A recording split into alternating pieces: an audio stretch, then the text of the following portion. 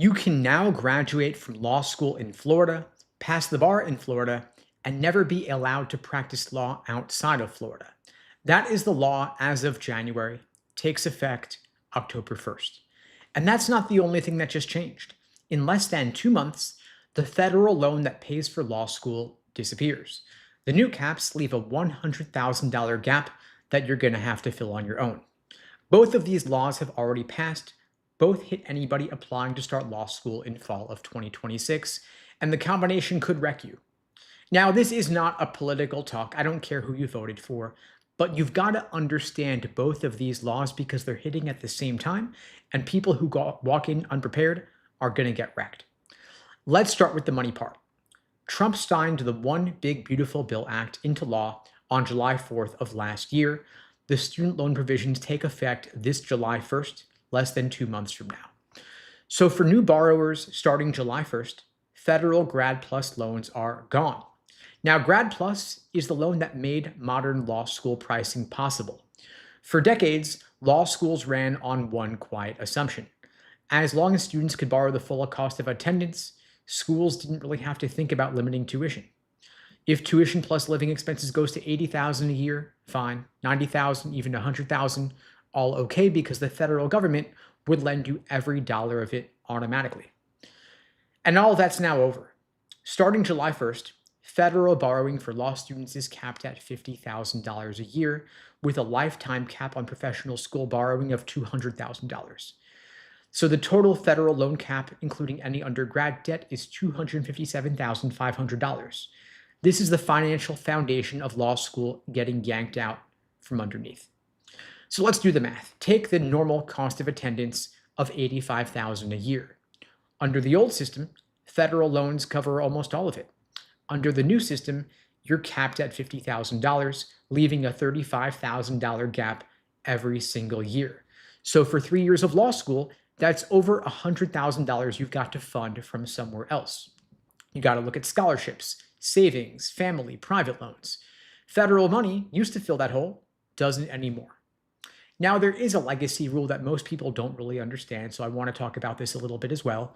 If you got a federal loan dispersed before July 1st, you could keep borrowing under the old rules for up to 3 years or until you finish your program, whichever is shorter, but there is a catch. You've got to stay continuously enrolled in the same program at the same school. If you transfer, you'll lose it. If you switch to a dual degree, you'll lose it. You take a leave of absence, you also lose it. And so if you're starting law school in fall 2026 with no prior federal loans, you are fully under the new rules with no safety net, no assumption of unlimited financing. You're capped at $50,000 a year, and good luck with the rest. Now let's talk about the second change. This one moved pretty fast. January 6th of this year, the Supreme Court in Texas ruled that Texas law schools no longer have to be ABA accredited for graduates to sit for the Texas bar. They were the first state in the country to do it. 9 days later, January 15th, the Florida Supreme Court ruled the same thing, effective October 1st of this year. Tennessee and Ohio are currently reviewing the same change. The FTC publicly backed Tennessee dropping the ABA on April 30th. In June 2025, 6 states launched a brand new accreditor called the Commission for Public Higher Education. Those states were Florida, Georgia, North Carolina, South Carolina, Tennessee, and Texas. They are applying for federal recognition in 2027. Now, why is this happening? The ABA became a political target mostly over its diversity standard, Standard 206. The ABA itself suspended that standard through August 2026 under pressure. Trump signed an executive order in April of 2025 directing the Department of Education to investigate accreditors over DEI. Now, let's set the politics aside here. This is not meant to be a culture war talk. We got to ask, how serious is the Florida portability problem really? It's pretty serious in my view, because an ABA law degree is portable across all 50 states. That is the whole point. You graduate, you can take the bar anywhere, you can practice anywhere. The Florida ruling breaks that for any school that drops the ABA. Graduates of Florida schools are locked into Florida, can't take the New York bar later, can't move to California for a tech job, can't go to DC for federal work. That is in the ruling. This is not a hypothetical. And the law school deans agree. 8 of 10 Texas's 10 law deans signed a letter in July of 2025 warning that walking away from ABA accreditation would hurt lawyer mobility and drive up costs. And so in the short term, the actual law schools you should care about are still going to keep ABA accreditation even in the breakaway states because they've got to. Their grads can't go anywhere else if they don't. But the longer term risk is what nobody's pricing in. These changes give permission to start and accredit new law schools without the ABA's infrastructure, often with higher prices, though, and weaker outcomes and no track record of success. And so let's ask the question, what was the ABA actually doing for students? It was actually doing quite a bit because it was forcing law schools to publish bar passage rates, making them report graduate employment, pushing for transparency on costs.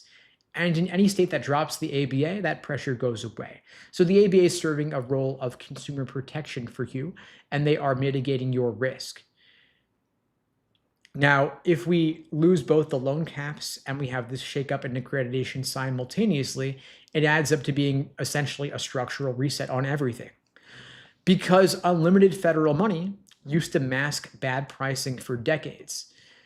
Unquestioned ABA accreditation papered over bad outcomes, and both of those masks just slipped. So going forward, every law school sorts into one of three groups. At the top, the T14 and the T20 are basically untouchable. They've got strong outcomes. They've got massive endowments. Students who can pay back almost anything, they're going to be fine. Now, the middle is where things get interesting because solid regional schools are going to have to compete harder on scholarships and pricing. If your numbers are good, you're going to have more room to negotiate than applicants did 5 years ago. Now, there is a third group, and this is the dangerous one. Law schools with high tuition, weak outcomes, and no real endowment. Those are most exposed to both changes. And a lot of these schools are not going to adapt in time. Some will not survive. Now, some people hear loan caps and assume private loans are going to fill in the gap. But the problem is private loans have higher interest. They're based on your credit. They have fewer protections. There's no public service loan forgiveness. There's no income-driven repayment. And in an economic downturn, they could dry up completely. So private loans are not a backup plan. They are a last resort. Because here's the thing about unstable systems. When everything around them gets shaky, people cling harder to the signals that still feel solid. Scholarships are still going to follow LSAT medians. The rankings still reward selectivity, which is mostly GPA and LSAT. Employers still infer quality from school prestige. And so as financing gets tighter, your LSAT score becomes leverage. Not just for admission, but for survival. A higher score is not just going to get you in, it's also going to buy you the scholarship money that you actually need now because the federal government isn't filling in that loan gap anymore. Okay, so here's what you actually do. You want to calculate your real 3-year net cost, not just the sticker tuition, your total cost of attendance, all in, considering living expenses, fees, every dollar you've actually got to fund out of pocket or borrow. You also want to look at the outcomes, in particular law schools' bar passage rates and their employment outcomes. Are the graduates landing jobs in the geography where you actually want to practice? If you're considering a law school in Florida or Texas, only apply to the ones that are committed to keeping ABA accreditation, confirm it in writing before you deposit, because a license to practice only in that state is not worth your 3 years. And don't count on private loans because the interest will eat you alive. And if you're not done with the LSAT, retake it. A higher LSAT score is the best tool for negotiation you have to get more scholarship money, and scholarship money is now doing the job federal loans used to do. You also want to set a minimum aid threshold and be willing to walk away if schools aren't going to hit it. The math just doesn't work the way it used to anymore, and the debt doesn't care who's in the White House. It doesn't care which state your school is in. It only cares about what you owe and what you can earn. The applicants who win in this new system treat the LSAT like the financial weapon it just became. You want to get the score, you want to get the scholarship, and be willing to walk away from anything else.